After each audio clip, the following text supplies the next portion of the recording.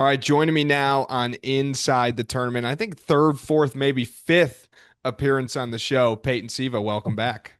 I'm just a regular here nowadays, but it's great, man. Always great to chat with you and to see you. Obviously, we're chatting because it's TBT time. We're almost 3 weeks away at this point.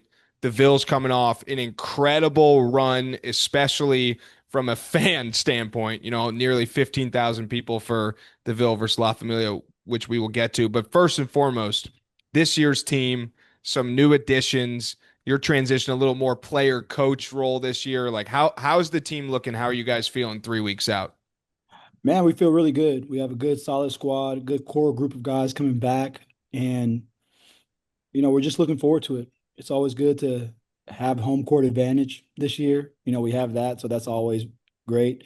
But we have some new additions, like you said, some really big new additions. So I'm really looking forward to that.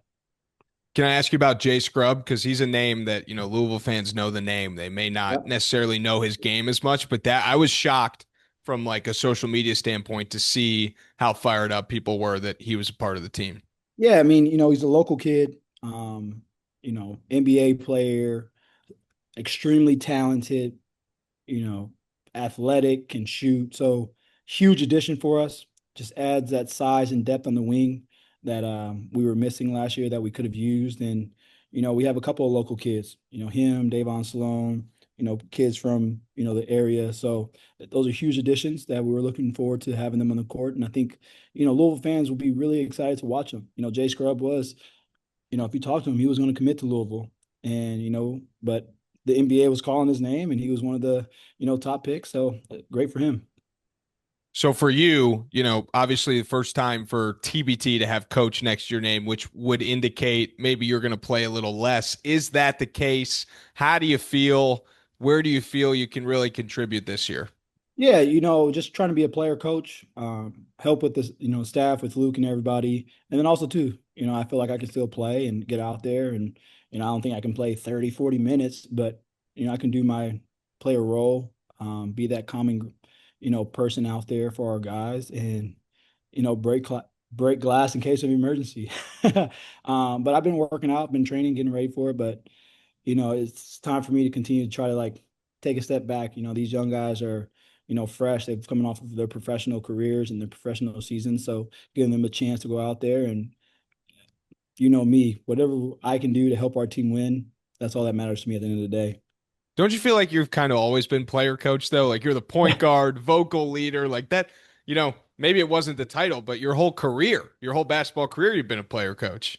No, for sure. This is just putting that title next to the name. As a point guard, you always feel like you're a coach out on the floor. But, this is just kind of just taking a new lens and especially being a coach here at U of L. Um, I've been able to see things and put things into perspective from the coaching standpoint, but also to still get out there is always great. Is it weird to be a coach and, see your photos up as a player and all of that? Are there any players who like don't know the lore of Peyton Siva as a player and you're like, "Hey, Google me." Yeah, we have some. Some kids are getting to that age where they were really young when I was playing. But it's funny because we have kids who are coming from Europe. We have kids who are you know from small towns around the world, but they still know who I am. So that's cool for me. I don't feel that old yet. We had a player last year, Chucky Hepburn, who would always make fun of me. He was like, "Man, I was 9 years old when I watched you." So I have to take those, but at least he watched me, and at least I was someone that they got a chance to look up to and watch as a player. It's funny because not only were they young when you played, but you know, I think I was in high school when you were a freshman. Like we were young, Yeah, like it's not no, like for sure. it's not like you were a player in like your 30s at Louisville. Like Yeah, they're like, "Oh, I was so young." It's like, "Yeah, me too. I was I 19." tell these guys, yeah, I tell these guys like I could, if I still wanted to play, I could still be your teammate. Like you're going to your professional's career. Like I'm not that old. Like yeah, like I just been out of the game for 15, 20 years. Like just stopped playing like 2 years ago. So And it's you fun. also you also got guys in college now who are like literally your age, still in college. So, Yeah, that's a whole other topic, but it's fun. so for you, last year, obviously disappointing result against La Familia, the Kentucky alumni. Were you able at any point to be like, okay, we lost, but damn, this was awesome. Like this atmosphere, like this is a real thing? Or were you only head down, we lost the game, we got to beat those guys next time? No, no, no, no, 100%, man. It was, of course you want to win that game. Against Kentucky, you always want to beat them. But, hats off to our fans. It was an amazing atmosphere. Like to be able a chance to play in front of those fans again was a dream come true. A lot of people don't get a chance to do that. But, hats off to, La Familia. Sestina came out and hit 8 threes in like the third quarter. Like they were on fire. They played well. I thought we had a really good team and I thought we had a chance to still come out and win it. But kudos to them. Now this year we had just come back, focusing on what we messed up on last year and continue to improve, right? You have a healthy Montrez coming in who wasn't healthy the year before, healthy Russ coming in this year, David Johnson healthy. So we just have a bunch of healthy guys coming in that's been working in the training and actually, ready for it. And nothing to say against them last year. They were great, but we felt like we have key pieces coming in with Scrub, Earl Clark, Chris Jones coming back, Shane, all those guys. But we are becoming more experienced in the TBT and we look forward to continuing to go out there and competing and hopefully try to win it all. First round matchup against Boston versus Cancer. So the Ville versus Boston versus Cancer. So how much And then we play research? and then Right. sideline cancers. You guys just trying to have us beat up on all the cancer people. That's crazy. That's Well, 2 rounds with but you're going to be building a lot of awareness potentially yeah. for those Which is huge. organizations if the Huge. right teams that do win or the teams that are projected to win based on seeds win, Sure.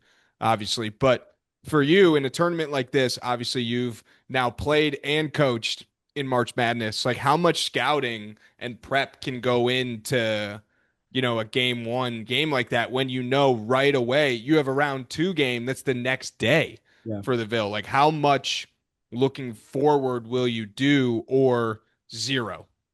I would say one great point that you brought up that will bring awareness to a lot of different causes out there, especially the TBT, bring a lot of awareness to different, charities, different causes around the world.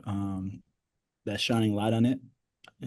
Cancer, mental health, all that is amazing first and foremost. But going on to the preparation and not looking forward ahead, you have to a little bit, whether that's one coach is doing some scouting report on the next team, and for the coaching side, not giving it to the players but for the coaching side to be able to have that ready before the next day, right? Like even in the NCAA tournament, we're scouting every single team before we play them. Now we might not give that scouting report to our players, but we're doing the homework beforehand. So when that time does come, we'll do scouting reports on both teams. And all right, if a team loses, then all right, at least we're prepared. You don't ever want to go into a game unprepared. So as a player, you don't look forward, but as a coach, you prepare for every single scenario that's coming about. All right, two final questions. I'll get you out of here, I promise. One, there's similar questions. First one is who from your career at Louisville that's not on the team and hasn't played in TBT would be your guy of like this guy would fit well with the team. Oh man, there's just way too many. You have guys like Quentin Snyder, who's from the area. You have guys like Edgar Sosa, who's was a phenomenal player. Um, guys like Sidney Curry, who played here in Louisville. All those guys who played at the university. I think moving forward, would love to have them on the team at some point in the future. Guys who are still playing at a high level, guys who are loved here. We have a guy who's back here, Jordan Noir. Now, will that happen?